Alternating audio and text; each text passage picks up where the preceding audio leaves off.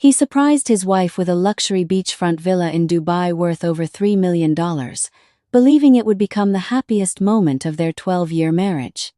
But the moment he quietly opened the grand front door with the golden keys in his trembling hand, he found his own elder brother already inside half-dressed, standing next to his wife in the master suite like they owned the entire paradise.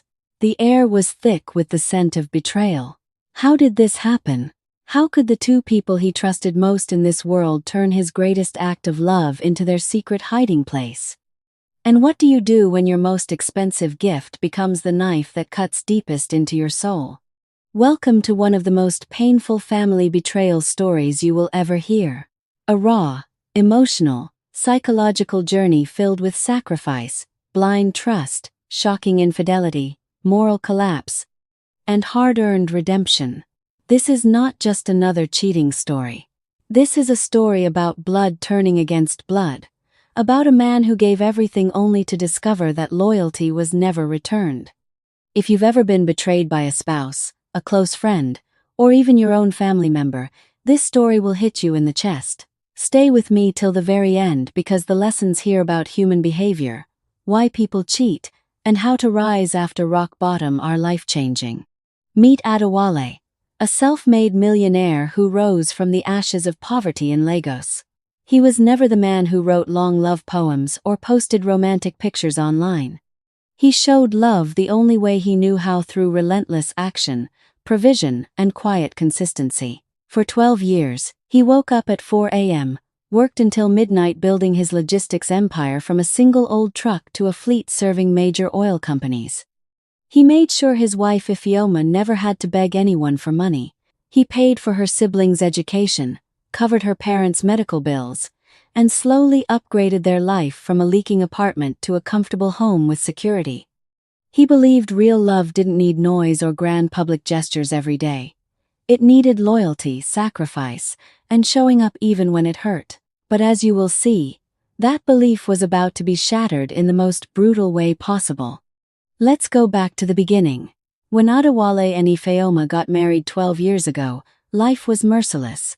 They lived in a cramped 2-bedroom apartment in Aja, Lagos, where the roof leaked every rainy season, the generator was louder than their conversations, and unpaid bills sat on the old wooden table like constant reminders of their struggles. Electricity was a luxury that came and went. Food sometimes had to be rationed. Yet in those hard days, Ifeoma was his biggest supporter. She would hold his rough hands at night and whisper softly, "Adewale, my husband, one day our story will change. God will remember all your sleepless nights. We will laugh at these struggles." Those words became his anchor.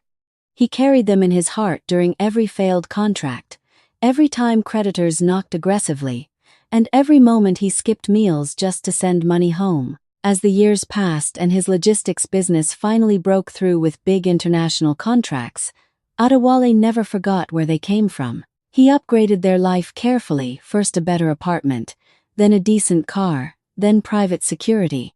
But one dream burned brighter than everything else: buying a luxurious beachfront villa in Dubai and handing it to Ifeoma as undeniable proof that their pain had purpose. He wanted her to walk on Italian marble floors, swim in a private infinity pool overlooking the Arabian Gulf, and sleep in a master suite designed exactly to her taste: soft gold tones, crystal chandeliers, and a walk-in closet bigger than their first apartment. To Adewale, this villa wasn't just real estate. It was a living testimony of 12 years of prayers, tears, blood, sweat, and unbreakable commitment. He imagined her tears of joy, her tight embrace, and her whispering, "You did more than enough, my king." That single vision gave him strength on lonely business trips when he missed her terribly. But slowly, painfully, Ifeoma began to change.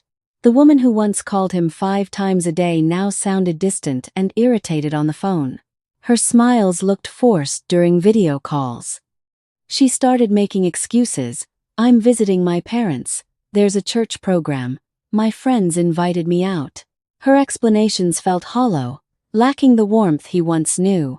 Adewale noticed every single shift in her behavior: the shorter replies, the way she avoided deep conversations, the sudden tiredness when he tried to be intimate.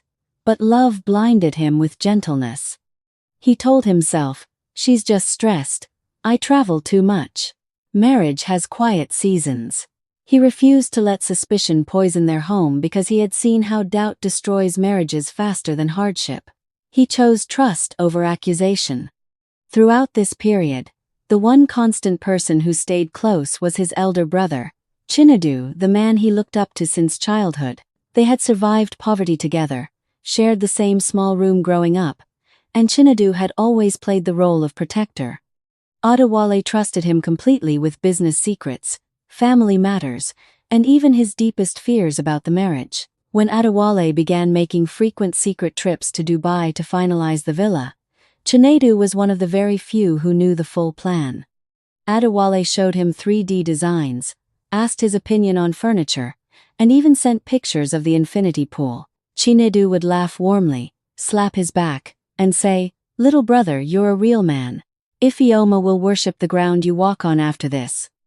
You're building legacy." Those words gave Adewale peace and confidence. He never suspected anything. As the villa neared completion, Adewale grew more excited. He believed this gift could fix the emotional distance that had been growing for months. He worked with Dubai designers to make everything perfect: the kitchen with high-end appliances she loved, the bedroom with romantic lighting, everything tailored to her dreams from old conversations. But doubts lingered. Ifeoma's calls became rushed. She seemed annoyed when he asked about her day. One evening he gently asked, "Ifeoma, are we really okay?" She replied quickly, "Stop worrying so much." Chinedu kept reassuring him, "Bro, women have moods. The villa will fix everything." Adewale held on to hope. The day final payment cleared, Adewale flew to Dubai unannounced, heart full of joy. He drove to the villa imagining her shock and happiness. But reality hit hard. The gate was open. Chinedu's Range Rover was parked outside. Heart pounding, he entered. The house was too quiet. He called Ifeoma, no answer. Called Chinedu, phone rang inside the house. Dread rising, he climbed the stairs to the master suite he had so lovingly prepared. Door slightly open, he pushed it. There they were, Ifeoma and Chinedu, in an intimate moment. Shock froze everyone. Faces full of guilt. Time stopped. Adewale's world shattered in seconds. Ifeoma stammered excuses, loneliness, his absences, emotional neglect. Chinedu tried the elder brother tone. "Calm down, it just happened." But it had been going on for years, hidden behind family help and business trips. Every kind act from Chinedu was a cover. Adewale's voice stayed low. "This house I bought with my life's work. You made it your secret place." Pain was deeper than anger. He walked out, leaving them there. Aftermath. Legal moves. Humiliation. And inner battle. That night in a Dubai hotel, images replayed endlessly. He questioned everything: his judgment, his marriage, his brotherhood. Shame tried to silence him, but he contacted lawyers the next day. Villa still in his name, a saving grace. He locked down access, separated finances, documented everything. News leaked in family circles back home, bringing humiliation. Yet with help from a wise mentor, he processed anger, grief, and self-doubt. He chose structured forgiveness for his own freedom, not theirs. Divorced Ifeoma. Cut Chinedu off completely. Months later, Adewale returned to the villa. Instead of selling the painful reminder, he transformed it. Changed every detail that hurt. Turned parts into a private retreat for men recovering from betrayal and family loss. Honest talks, support, quiet healing. The house that broke him became a place of restoration. Adewale learned that betrayal by your own blood cuts deepest, but it reveals truth and forces growth.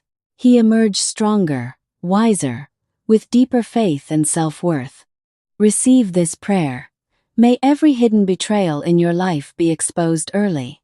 May God heal your wounds, restore your dignity, and surround you with genuine people. May you rise stronger after every fall. Thank you for watching this deep emotional story. Share your experiences in comments. Like and subscribe for more.